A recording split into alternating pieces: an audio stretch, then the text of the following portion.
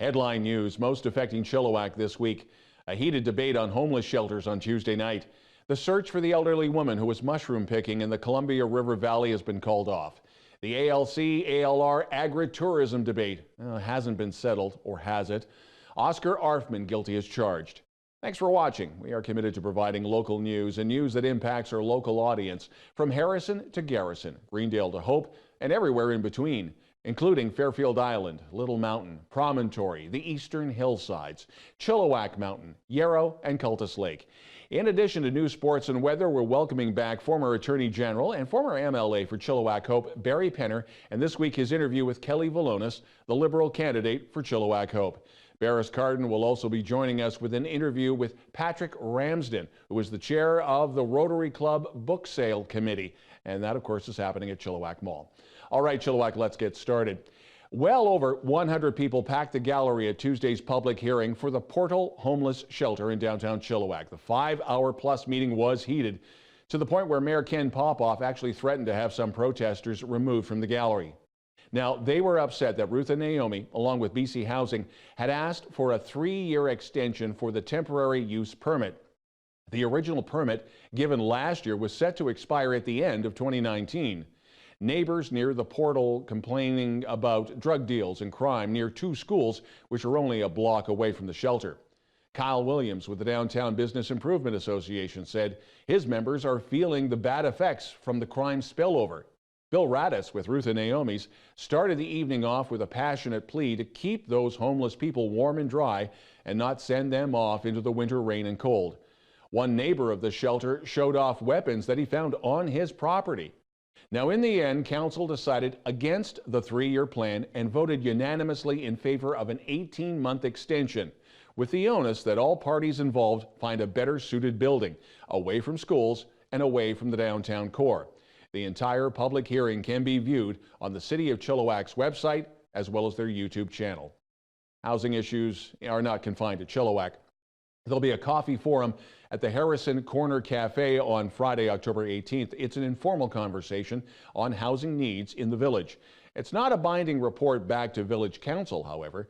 Harrison councillors are expected to attend. It starts at 10 in the morning, runs until about 11:30.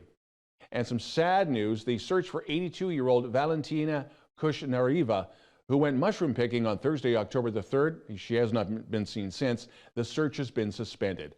Now, on the Facebook page, Missing in the Columbia Valley, Lisa Johans Bishop wrote, "After much consideration and speaking to her family, we've decided there will no longer be any community organized ground searches. The weather is changing and the length of time, almost 2 weeks, and not finding a person to lead the search has all played factors into the decision. Quote, we are hopeful Valentina will be found and continue to ask for anyone who does hike, hunt, or mushroom pick in the area to please keep your eyes open for her." In 2016, it seemed that the ongoing fight between the ALC, the Agricultural Land Commission, and farmers who want to promote agri-tourism on their farms through weddings and other events seemed to have been settled. No new permanent structures and 10 events a year. Now, farms like Gary and Lisa Moran at Fantasy Farms are facing a crunch. They were told by the City of Chilliwack that after November 1st, that was the end of special events. That would mean Petey's Pumpkin Patch, Reaper's Haunted House, the Garlic Festival, the Country Christmas to remember, all of that would come to a screeching halt. Gary Moran told chillTV that just one complaint to the city would start the motion to fine them after the November 1st deadline. The Agriculture Land Commission and the Provincial Agriculture Minister, Lana Popham, have been noticeably silent. Other farms in BC are also facing a similar dilemma. A petition for support is up on change.org and on the Fantasy Farms Facebook page. Guilty as charged, but the story is far from over. A judge in New Westminster Supreme Court handed down a guilty verdict to the man accused of killing an Abbotsford police officer in 2017. Oscar Arfmann was the man accused of killing Abbotsford Police Constable John Davidson in 2017. He was convicted of first-degree murder in the daylight shooting. Mental health issues have been brought up in this trial to the extent that the defense has asked the judge to take that into account during sentencing. So the judge will review a second mental health evaluation and make that report public, but that won't happen until February of 2020. Chilliwack RCMP are still not saying much after a couple of TV outlets in Vancouver broke a story of a spy cam found in the stand-up tanning area of the recently opened Planet Fitness in Chilliwack. That's the one on Luckakuk next to Value Village. Obvious privacy concerns have been brought up on social media, although one of the complainants has said he has yet to be interviewed by the Mounties. Eyebrows have been raised as to the timeline. This happened in August, but it wasn't until October the 8th when the story went viral. All RCMP are saying is that an investigation is underway. Staff at Planet Fitness have been told not to comment. There have been no mention of the incident on their website, and it doesn't seem to affect business. chillTV has driven past the facility a number of times, and the parking lot is always busy. Flu shots are now available. After a minor delay getting the vaccines out before Thanksgiving, they became available this week. I can attest to it. My shoulder is sore. The usual anti-vaxxers have protested on social media. However, health agencies are sticking to their guns as to just roll up the sleeves. Local Chilliwack teenager Cassie Bell was recently selected as one of 4 students from across the country to travel with the official Government of Canada delegation to Italy to mark the 75th anniversary of the Italian campaign. That was part of the Allied invasion of Europe in the Second World War. Bell and the rest of the Canadian delegation fly to from Ottawa to Italy on November 29th for a week-long educational program consisting of ceremonies of remembrance, visiting war museums and monuments, and meeting with veterans. In preparation of her travels, Bell has to do some homework. She has to complete a research project, which she will share with her fellow delegates and with veterans at various events throughout the trip. And when we come back, chillTV Sports.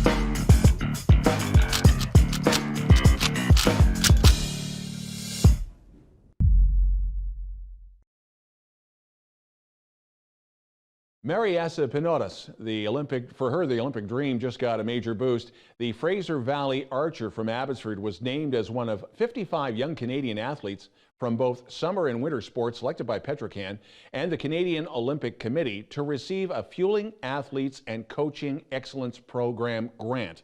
Now, these athletes and their coaches are awarded a $10,000 FACE grant to help them with their journey. It's $5,000 directly to the athlete, another $5,000 to the coach.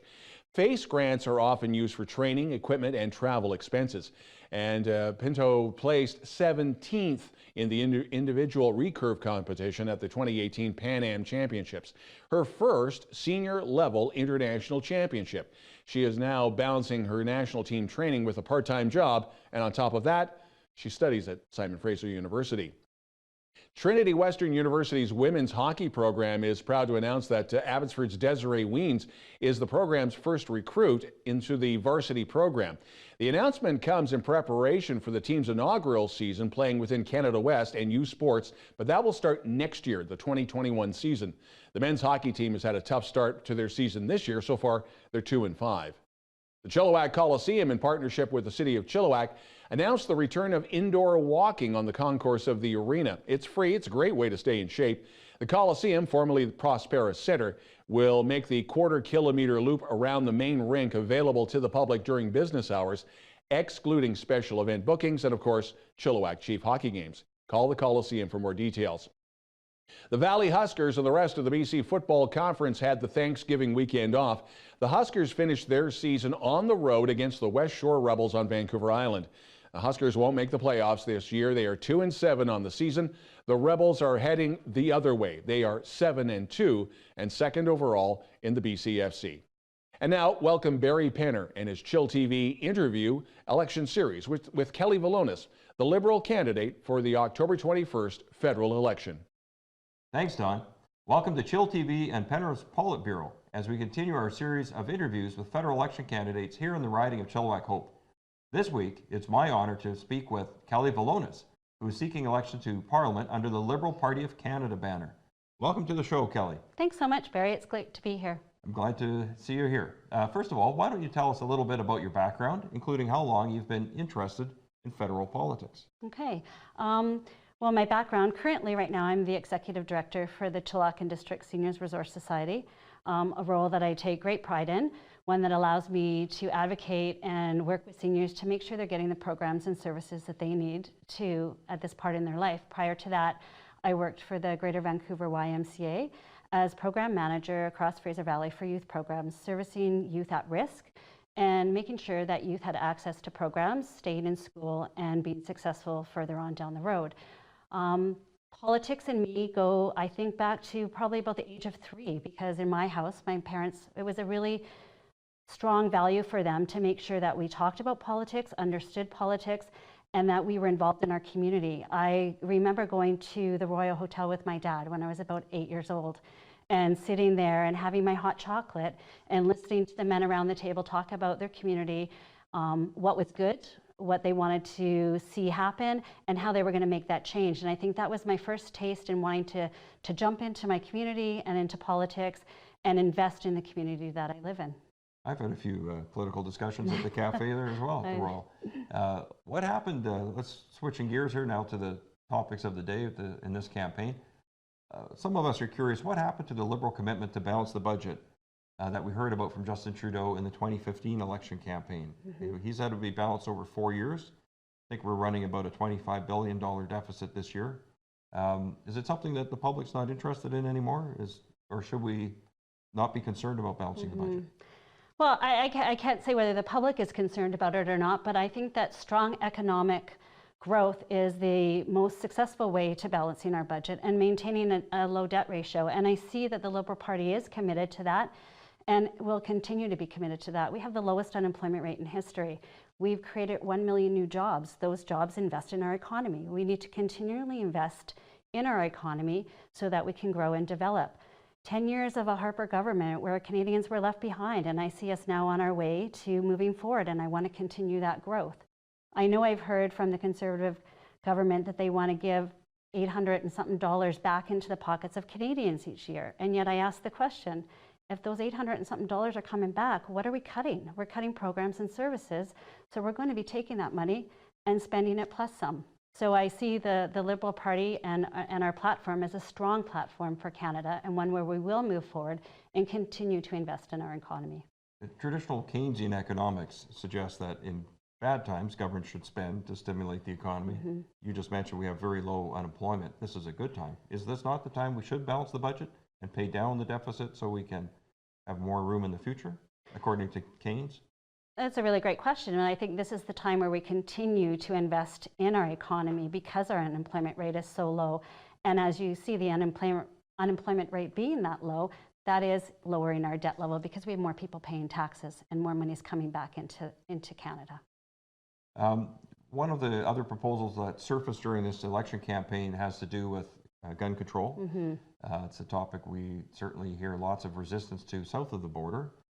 Canadians generally seem to be a bit more supportive of a more rigid regime. And Justin Trudeau has suggested giving local governments the authority to pass bylaws to prohibit handguns. Do you think that's a viable option, to expect the police to enforce a patchwork of laws across the country, where one community might allow handguns and the one next door might not? Well, what I see is that the federal government wants to work with the province and territories to manage and work within the municipal governments, because I think there's certain levels that the municipalities know what's best for them. And this gives an opportunity for the municipality of Chilliwack-Hope to work with the RCMP and to work to see what fits the needs of this community best. I don't believe it's a federal policy whether we want to prohibit handguns, and that's the question on the table. I hear the word banning a lot, but it's about prohibiting or banning. And I think when we work in collaboration at the federal level with the provincial and the municipal levels, then we get a better read on what's needed in the communities. How do you feel Justin Trudeau handled the various blackface incidents that have come to light? I think there's been 3 or more that we've heard about. Did you get a lot of feedback from your community friends and the people you've been talking to during the campaign? Okay, so I'll answer the first part of that question first. I think he handled it the best way possible.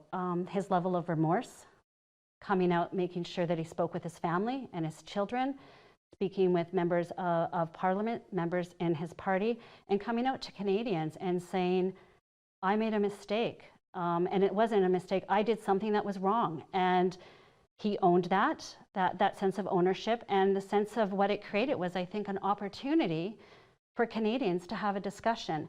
And unfortunately, it also provided us with an opportunity to see how far we still need to move on issues like this. Some of the things that I've heard have been productive about conversations and about forgiveness and about not judging somebody by what their past things were, but he's the most inclusive Prime Minister I've seen.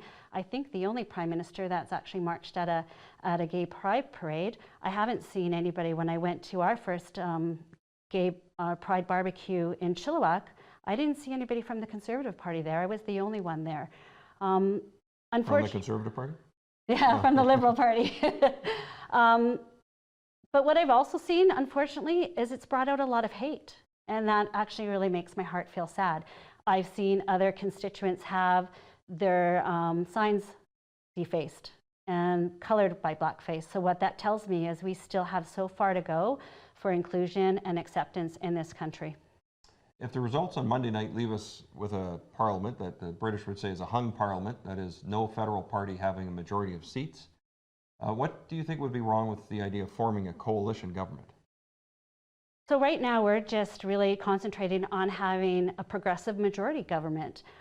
It's not whether we think it's wrong to form a coalition, but I don't believe that Canada's had a coalition government since 1917, if I'm correct.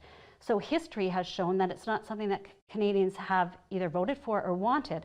So I guess October 21st will lead us to what the new history will be and what path we will follow then. But right now, we want to just make sure that we have a strong majority inclusive government and not a Conservative government full of cuts. Getting to the local level here, how would you approach the job of representing our area differently than what we've seen in the last 8 years from the incumbent MP for Chilliwack-Hope, Mark Strahl? Well, I guess what I haven't seen is an MP that works for the people of this riding, an MP that represents the citizens in Chilliwack and Hope, somebody who is engaged with, who knows what the concerns are, and is the voice to Ottawa for the riding, isn't Ottawa's voice to hear. I've heard, and I've heard on this interview as well with Mark Strahl, where he says he holds Justin Trudeau accountable. Well, if you're holding somebody accountable for 1 million new jobs, the lowest unemployment rate, a national housing strategy, 300,000 children lifted out of poverty with our child tax benefit, which the Conservative government opposed, then I'm not sure that's holding someone to accountability. I think it's time in Chilliwack and Hope that we hold our MP to accountability. And that means making sure that they're doing everything they can to represent the people in this riding. And that's what I can bring. I think my skill set of working in nonprofit and working with different levels of community partners and government is exactly what Chilliwack needs to move forward. All right, and the final word goes to you, Kelly. The election is coming on Monday, October 21st. Anything else you'd like Chilliwack and Hope residents to know about you? Absolutely. I want to take this opportunity to represent Chilliwack and Hope and to put my skill set to work for you. I'm fiscally very responsible. I've worked in nonprofit for the past 26 years, so I know how to make $1, make $10, and be accountable and have results. We've had 26 years of a Conservative dynasty, and I think the status quo, it's time for it to go. It's time to have a representative that will work for you, will engage with you being out and about, meeting with business owners, meeting with constituents, finding out what the needs are and making sure that we're getting our piece of the pie. And that's what I'm asking on October 21st, that you vote for me, Kelly Velonis, and let me represent Chilliwack and Hope. Thank you. All right, well, thank you very much. That concludes our interview series for this federal election. But tune in again this coming Monday, October 21st, as chillTV will provide election coverage both locally and reporting on what's happening nationally.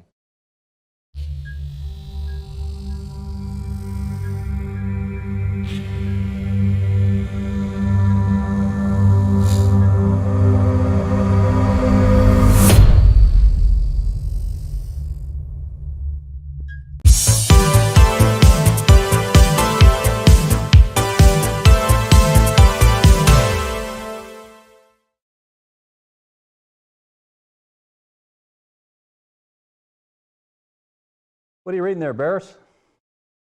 Oh, Patrick, how are you doing? Pretty good, thanks. Welcome to chillTV News of the Week. Thank you. This is Patrick Ramsden, everyone. He is chair of the Rotary Book Sale for 2019, which is put on an annual basis by the Rotary Club of Chilliwack. Patrick, welcome to the show. Tell us a little bit about the book sale this year. Well, the book sale has been running for 35 years. It was started by Rod Cooper, who also started Odd Phillips. Rod also donated land to the YMCA, so he's a big supporter of the community, a big supporter of literacy, and it's been a great success story for the Rotary. Well, yeah, you said 35 years. There's a massive amount of history, and you've, in that time, all the money that is raised from the book sale goes to what different causes? We built the Rotary Trail, the Blue Heron Reserve. We donate money for the breakfast programs, literacy programs in Chilliwack, and various other small causes in Chilliwack, Yeah, well, in addition to international work. yeah, I mean, Rotary does a massive amount of work all over the world, but in this community in particular, such a high presence of Rotarians, which is so great to see. So tell us a little about the book sale this year now. What is actually happening? It's longer than it normally is that right? Well, we normally run the book sale for 1 week. We looked at one of the other clubs, which is in Nanaimo, running their sale for 2 weeks. They were generating more funds than we did, so we figured we'd try out their model, which was a longer book sale, better signage, and that seems to have really helped. We've had a lot of traffic come through in the last 3 days. Well, that's fantastic. And I understand that the Nanaimo club has raised $100,000. That's is that correct. right? That's right. So I don't think we've hit that target, but is that your goal this year? That's our goal this year. That's correct, yeah. Fantastic. And so lots of traffic in the mall. Where is the actual book sale held? The book sale is held on the south side of the mall. It's on the Chilliwack Mall. The Chilliwack Mall. However, next year we'll be moving to the Cottonwood Mall. Oh, wow, a big scene change there. Yeah. Yeah.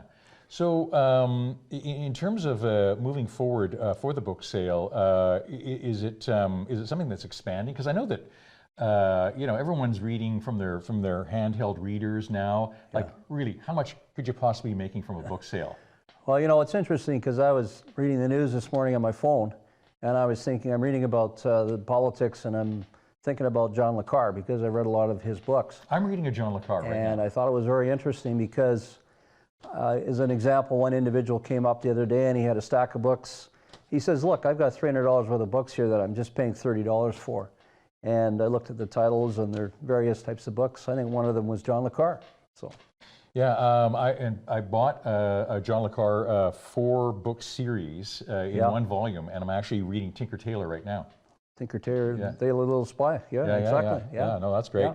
And I picked this up at the Rotary Book Sale this year. Doomsday: 50 Visions of the End of the World. So there's other nicer categories probably than friendlier categories than this. Tell us about some of the categories. Actually, I should have brought our map. However, I think we pretty well got all the categories covered. We've got cooking, we've got Stephen King, we have fiction, nonfiction, we've got hardcover. Lots of children's books, we've got every pocketbook under the sun. We've actually done a bit of a bargain pricing model this year for pocketbooks. We're doing 3 pocketbooks for $5. We've pretty well everything that you can think of. We have religious books, we have fiction, nonfiction, religion. We have books about agriculture, books about history, autobiography, and it is endless. As a matter of fact, we sort books on an annual basis. We do it every Monday, every Thursday.